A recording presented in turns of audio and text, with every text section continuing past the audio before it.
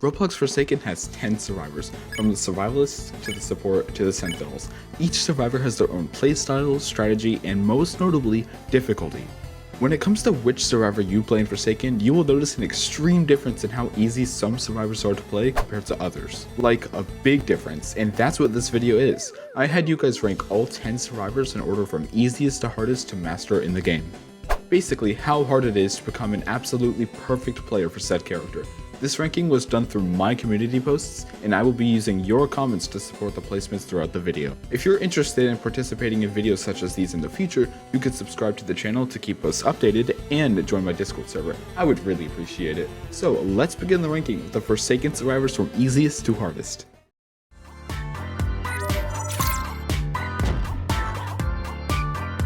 Okay, wait, cut, hold on, why was Noob voted last? Every other section in the video will discuss how the placements do genuinely feel accurate and why, but this one, I just need to go on a rant a bit. Noob is a survivalist who has 3 abilities, Bloxicola, Slate Skin, and Ghostburger. All 3 of these abilities have completely different functions and uses. I gotta go on a tangent here. Noob's most notable gimmick is that his 3 abilities are all aspects that can be already obtained or widely possessed in Forsaken.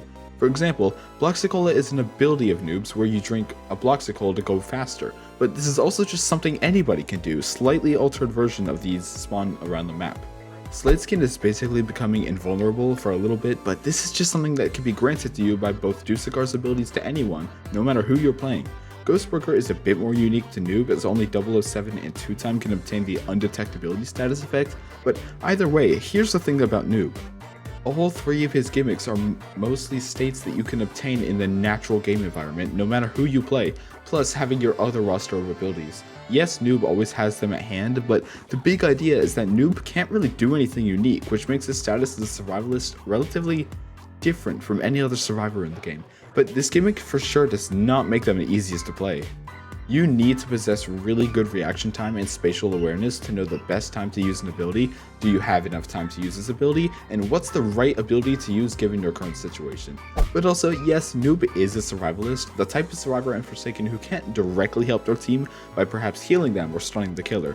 Your best shot as becoming a team player is giving other Bloxicolas and medkits you find lying around, completing generators to whittle down the time as you aren't pressured into supporting or protecting your team, or anticipating the killer to chase you to waste time and help others heal or prepare.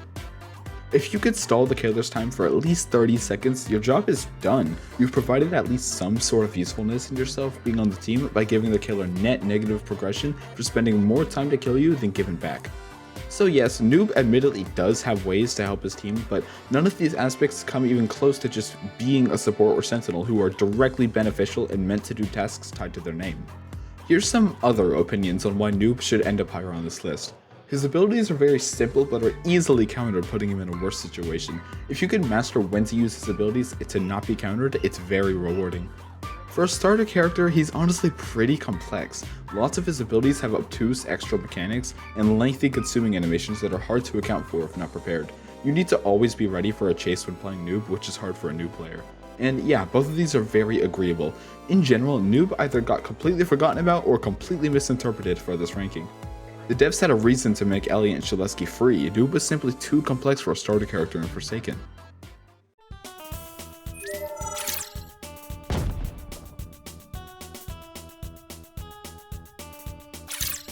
Now that's who I expected to get last. Builderman opens up the main point of this video that I want to go over, skill ceilings. This term is basically the idea of the absolute best value you could provide out of a character in Forsaken, such as using your abilities as efficiently as possible and contributing to your team to your absolute highest potential. That's a big word to use here. Skill ceilings are basically determining a character's absolute peak potential. Why is this relevant? Well, this video's foundation is basically a giant interpretation of skill ceilings. If a survivor has a high skill ceiling, they're harder to master and therefore are put higher on the list. A high skill ceiling always directly syncs up with how hard a character is to use with Forsaken from both a casual and a competitive standpoint, not just one or the other.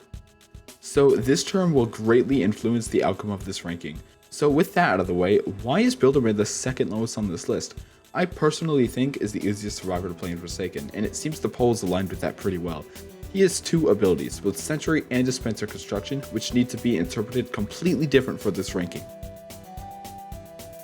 Sentry construction is an aggressive building which targets and slows down the killer when they get near. This building needs to be placed out in the open enough to both target the killer to a beneficial point, but not so much that it's noticeable from a mile away. Therefore, the killer is immediately aware of it and will at least try to separate the survivors away or dodge it altogether. On the other side, dispensers need to be hidden away as much as possible to heal survivors. Put these in corners of maps or around corners that killers usually won't think to check. The knowledge of where to put these buildings is usually not too complex of a skill. It truly doesn't take much playing Forsaken to memorize the most optimal spots for both buildings. But something else Builderman players must clock in is spatial awareness in keeping track of the killer. The buildings take 6 seconds to set up and make you completely immobile while doing so, as well as you getting weakness 1. You are incredibly vulnerable while doing so, making it incredibly important that you know both the map layouts and the killer's whereabouts when placing the buildings. But truthfully, that's where Builderman's section is cut short. He truly is a pretty simple character, and what you guys have deemed is the second easiest survivor in the game. So comments made attempts at explaining his placement, but none of them really stuck with me as justifying him higher than number 9. Builderman is a very good survivor, but requires a lot of knowledge and practice to use him most effectively. The buildings lock you in place and leave you very vulnerable, yet have to be put close to the action to actually be of use. His support role means he has less health than others and helpless without a building setup.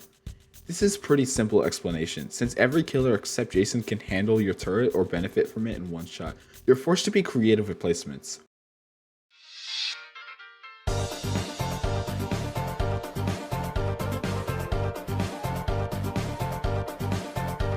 Honestly, a bit surprising to see a Sentinel placed in the bottom 3. This group of 4 is typically known for being hard to play, having the heavy duty to stun the killer, but Shaleski is first off an incredibly simple character. His only melee ability is to slash the killer for a pretty hefty stun. This has no drawbacks, gimmicks, nothing. You need to incredibly simply just hit the killer with your sword. Now this doesn't mean it's easy, as the slash completely pauses you in place with a relatively small hitbox. Missing stuns can lead to severe punishment or even death at times. So it's important to learn how to. Due to the extremely upfront hitbox, the killer basically must be running in your direction for the slash to ever land. You won't land it trying to hit a killer that isn't focused on you unless you jump scare them. In most scenarios, when it comes down to saving others, you need to put yourself in between the killer and the survivor being attacked, enough to where you could turn and face the killer to slash them. That's truthfully the extent Shaleski will go, with some well-timed slashes stunning the killer and then the healing fried chicken when need be. Very predictable to competent killers, and you have to time and learn different techs such as the drop tech in order to secure a stun. Most of the time, Shaleski players miss and get punished with such things as Gashing Wound, Entanglement, or Walk Speed Override. He is very, very difficult, especially against competent killers, but you can easily use their habit of movements for free stuns. If the competent killer thinks you're gonna fake a slash so they run towards you instead and continue repeating that, you get a free slash.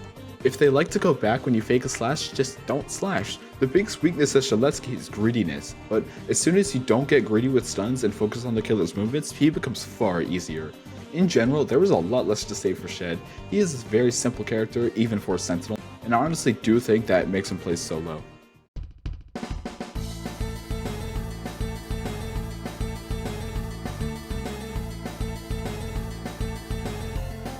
Yeah, this placement also seems pretty accurate. For the second support to appear on this list, Elliot is relatively on the easier side to master. He is well known for being the most vulnerable survivor in the game with his 80 health and no way to protect himself aside from an escape ability. Pizza Throw is an ability which actually requires some solid aim with the skill and some weird physics in how the pizza is tossed. Actually, a missed pizza toss can determine life or death to a survivor if the killer knows how to punish one for going for a stray pizza. So there's actually quite a lot of responsibility in your hands to actually accurately land the throws, contributing to a more impactful game outcome than some might think.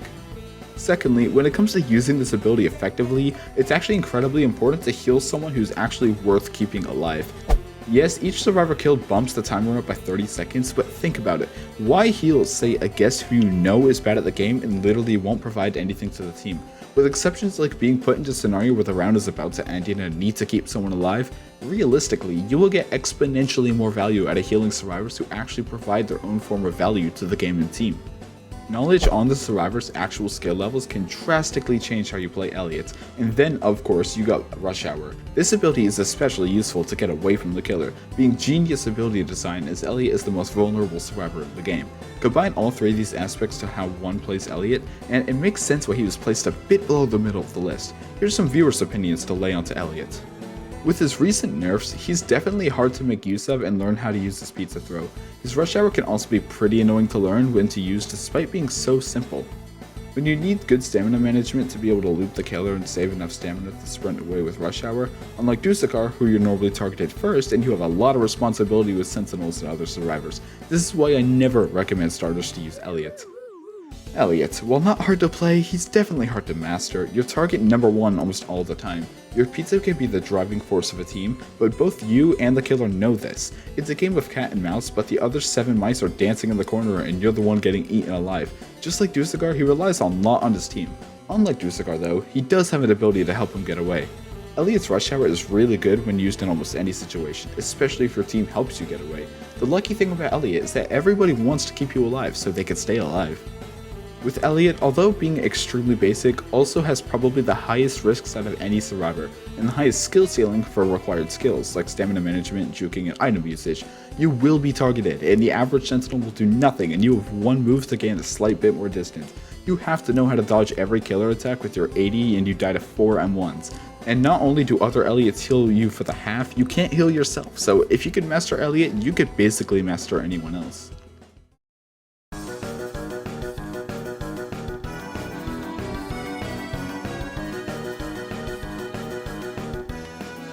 Number 6 is Taff. Honestly, Taff is so comparable to Builderman, I genuinely expected them to land a little bit closer together. With Taff, you play smaller, more disposable traps. This basically has identical arguments to Builderman spots, with Taff players needing a lot of map knowledge to use all of the traps to the absolute fullest. Okay, I'm gonna be honest, I'm completely at a loss for words for what to say in this section. It's literally identical to Builderman's arguments, except that the traps take less time to place, but the idea of map knowledge and spatial awareness are exactly the same. Maybe I should just go right to the comments. This may come as a surprise, but unlike Dusakar or Builderman, your primary subspace will not always give you value. The subspace loses almost all intensity if attacked, not to mention that you can bait it to trigger. Trap placements must be precise and calculated, not to mention you can't control where the killer goes, so you just have to use your abilities the best you can.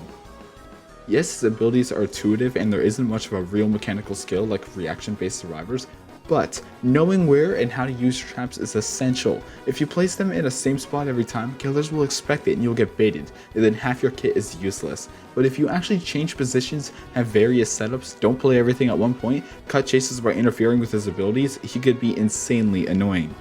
Due to just how sneaky you are to come up with traps, since it's very easy for a killer with eyes to just completely invalidate his abilities. Well, I suppose I did glaze over Taff a hole, I suppose. It does require some clever hiding spots, and this most definitely is why Taff was ranked several spots above Builderman. Builderman requires good map knowledge, Taff requires great map knowledge for the absolute most optimal spots for tripwires and trip mines, and don't even get me started with getting hit by your own traps. Builderman's Sentry is guaranteed value, but Taff's traps can be wiped out in an instant or sometimes even used against you, but this does make a big difference in the ranking.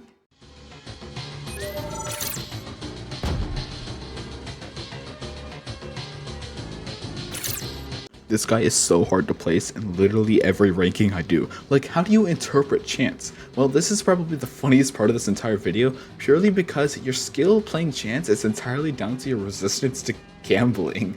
If you're a player who insists on having at least 120 HP in your rerolls, then holy hell, you are gonna have a bad time playing chance. But if you're a bit more on the sober side of things, you will objectively have a better time with chance. Chance is a character completely based around luck, and the most skill that will go into him is likely directed toward the weight of your choices and the reliance on luck.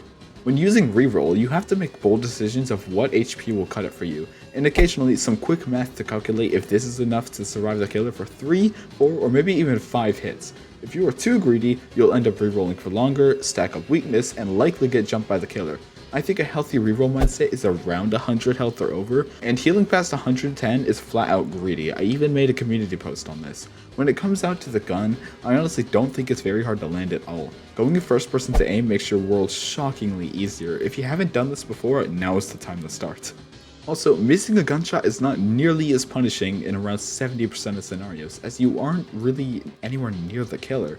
If the gun explodes, well, while it does suck, again, you aren't that close to the killer and can usually get away with it.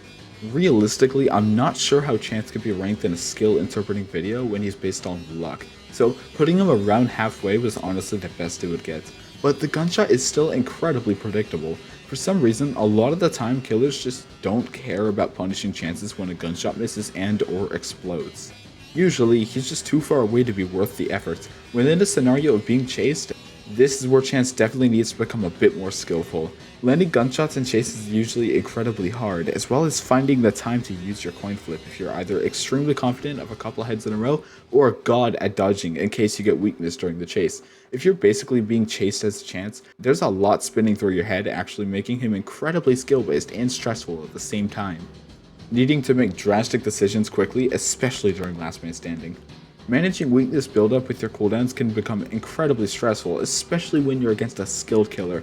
Furthermore, his stun is one of the easiest to anticipate and dodge in my opinion. Alongside his inconsistent health forcing you to decide between risking it for more with Chance, or going below what you already have.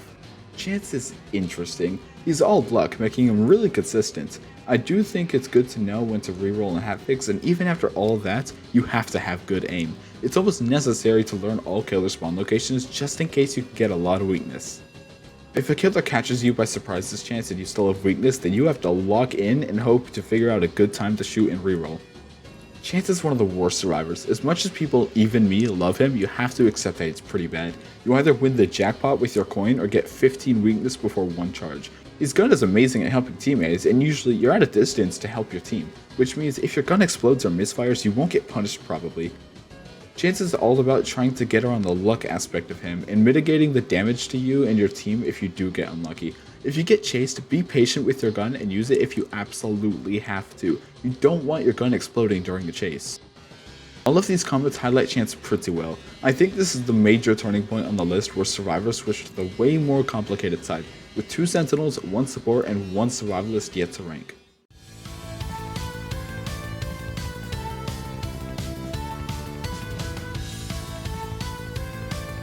Now this is where I think the difficulty spikes way up. 2-time is the second to last sentinel to appear on this list, and they are genuinely incredibly hard to master, possibly even impossible at such a high skill ceiling.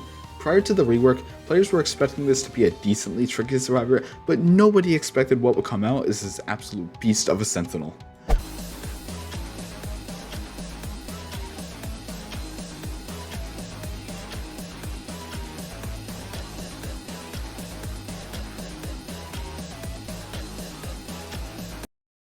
Welcome to Evan's Classroom, where I teach you about trick stabs. So we all know that if you stab the killer in the back, they will become stunned.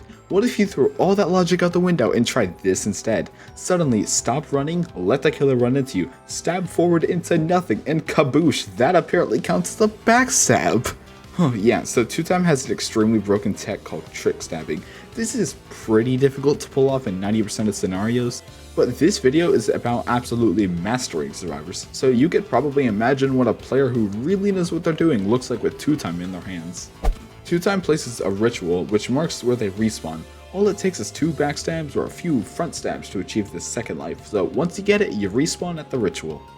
When it comes to placing the ritual, well, it truthfully isn't too complicated. We all usually just place it near our spawn and memorize the locations we can get killed as far away as possible. Back to the dagger though, if the killer is competent enough to know what this tech is, they will always dodge it, so you'll have to return to the usual strategy of hiding, usually with crouch. Sometimes this is completely unavoidable on the killer's end, but a lot of quick thinking from the killer's point of view, and aim is needed to do this consistently, and all of this needs to be done with a max of 80 health, making 2-time extremely fragile. All around it, this survivor is really hard to master. There's a lot to take in for 2-time. A normal stab inflicts helpless and slowness to the killer, and a backstab is a stun. It may sound simple, but depending on the situation, a stab or even a backstab can be a problem for the survivor. For example, if you just go into a normal stab when the killer is chasing someone, they can either still go for the survivor or go for you. And depending if you already have your ablation field, this can be bad, as you could just add 30 seconds to the clock just for stabbing. Same goes for a backstab. There's also techs, most popular being the trick stab, which can get consistent, but it entirely depends on the killer, and sometimes it only counts for a normal stab. If you want to backstab, you need to be sneaky about it and very quick. You need to make sure the killer is unaware of your presence, or else you'll get heavily punished because you only have 80 HP in total. 2-time is the hardest due to its skill ceiling. He's pretty bad in the wrong hands, but can be insanely annoying in good hands. I wouldn't say they are very complex, but his mechanics and skill curve definitely makes him the hardest survivor to play. 2-time is really annoying to get the hang of. You have to backstab the killer or else you are just going to get targeted. And once you miss that crouch backstab and land right next to the killer, it's free combos and hits.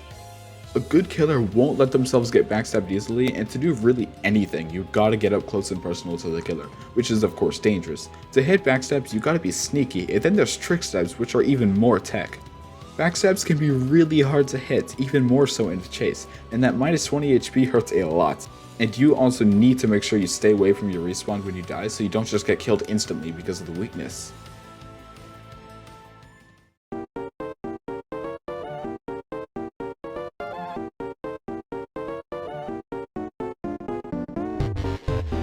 I'm admittedly a bit surprised that a support character got 3rd, but Dusakar is easily the hardest out of the 4, especially after the recent balance changes. His complete overhaul entirely changed his playstyle. Dusakar requires a multitude of aspects to provide his full value, such as reaction time, aim, prediction, movement, and hand-eye coordination.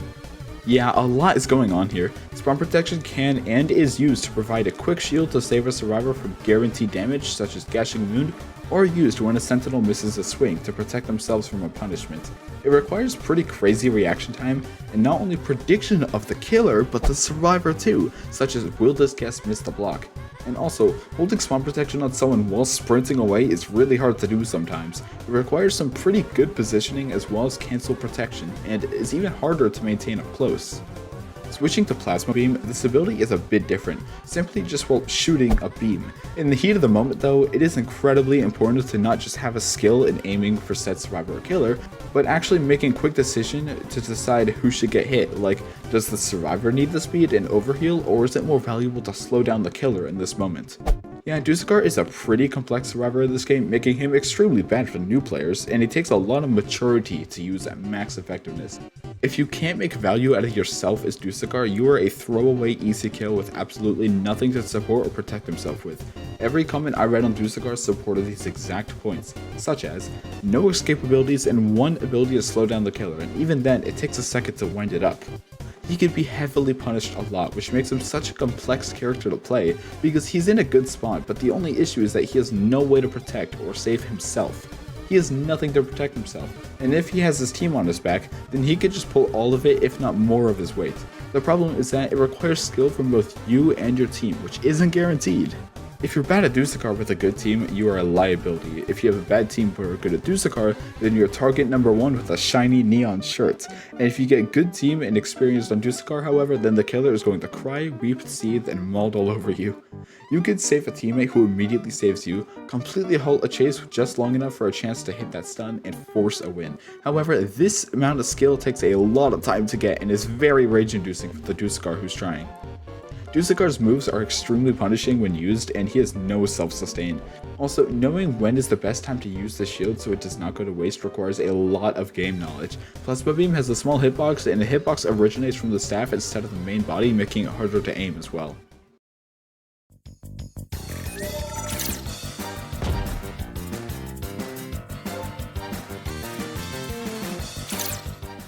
A survivalist getting 2nd place was actually quite the surprise, considering how Noob got dead last. Yes, 07 is still way trickier of a survivor, but still, he has all the designated responsibilities of a survivalist, like technically being the one who must do the gens, as well as finding and sometimes giving others items. But of course, the biggest responsibility is to fend for himself and create as long of a chase for the killer as possible to become a benefit to the loss on the timer.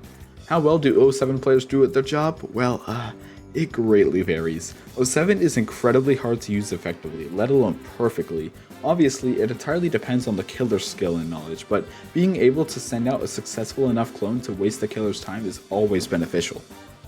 Whether it's a successful distraction for 5 seconds or 15, any time can help to the 35 seconds needed to be classified as successful.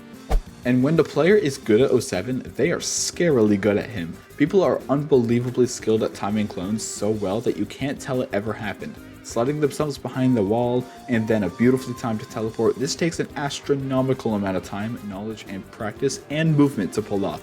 And when it works, even the best of killers might not even be able to tell. Aimless is pretty much useless, Pathfind is usually a go-to, but the best of the best players will surely use cursor mode to manually control the clone while steering themselves into a safe spot. The whole process requires a lot of coordination. As being survivalist, there's so little weight put on the guy's shoulders to help his team, but the incredibly complex set of abilities is what makes 07 so hard to master. The only way to escape the killer is to enter an IQ game of who is stupider, the killer of 07 or cloned in front.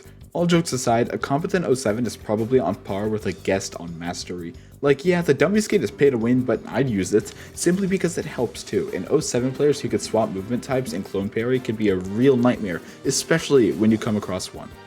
The hardest 100% is definitely 07. Knowing where to pathfind clones is not super hard, but it takes a while. However, mastering the finicky cursor mode can make it nearly indistinguishable that it's a clone, and mastering cursor mode is very hard. The amount of mind games that you have to do with 07 to actually juke the killer is amazing. He's one of the few survivors who make me angry when I lose and also go, hey, you played me like a fiddle and that's honorable. I've had a few instances of high level 07s using their clone to dodge a fatal hit by using their clones as decoys. That takes a lot of skill, game sense, and production. 07 is easy to play but somewhat hard to master. 07 is one of my least played characters, so I'm not as confident in my opinions with him, but making a convincing clone is not easy. Trying to convince a killer that you are real when the most you could do is blindly move it around with cursor mode while it runs full sprint constantly is really hard. I imagine myself only recalling to do it like 3 times out of my 7 days of playtime. I've truly been fooled by a clone as a killer. Cool GUI is also pretty hard to make use of in its own right. 6 seconds of being near and mobile while also making a loud noise the whole time is pretty self-explanatory, I think. And once more, none of his kit doesn't do many favors in mid-chase, which is a problem, especially for a survivalist.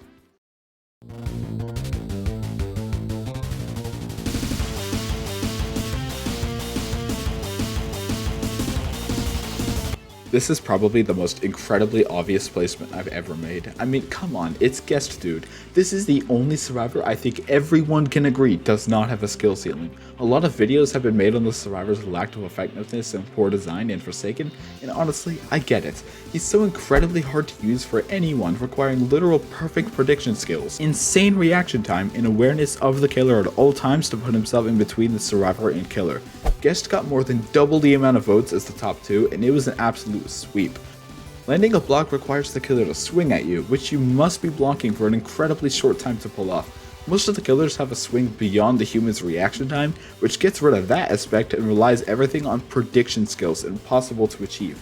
The best guest players will still miss blocks daily, and what happens when you miss a block? A gashing wound or walk speed override to the face that the extra 15 HP will only partially cover. Honestly, this placement is so easy to explain, I'm cutting right to the comments. You need good reaction time and good psychological skills to get a successful block, and if you go for a parry, you kinda have to trust your gut that the killer doesn't just move back. And there's also missing your parry, which is devastating as that's just a free punish as well as missing your block. There's just a lot of techs that you could do that are some pretty difficult to pull off. You'll need great predictions, and it depends if the killer is great or not. Plus, Guest is mainly for protecting others, so most of the time you'll be absorbing damage while also trying not to die. Also, landing parries are hard against pro players, since you might get dodged, and saving a punch is fine, but the startup takes 2 seconds and is predictable. Guest, he's really good at his character if you are good with predicting the killer's next move, but it takes time to master when using Guest's block, and even if you do land the block, you have to know whether to use punch or just save it for later. His charge is not too difficult to master because all you need to learn is how to use it to ignore a killer at M1, and you have to learn how to knock killers off ledges without going off yourself. It's very hard to know whether the killer is going to hit you or not because every player has a different playstyle, so you might block too early or too late. It's also not that easy to land a punch on the killer because they could just move back if you try to hit them. Not to mention the charges. If you miss one, it can be very punishing. This is the definition of unreliable. Blocks are not guaranteed since the current situation with getting a block is not always available. Not to mention, it's very difficult to guess where a killer is going to attack you since they could change up how they attack to throw you off. Parry punches can just straight up miss if you're aim wrong or the killer dodges it. Non-parry punches are probably the worst stun in the game. 2 seconds is really bad. Charge is the only reliable move, but it's not that good either.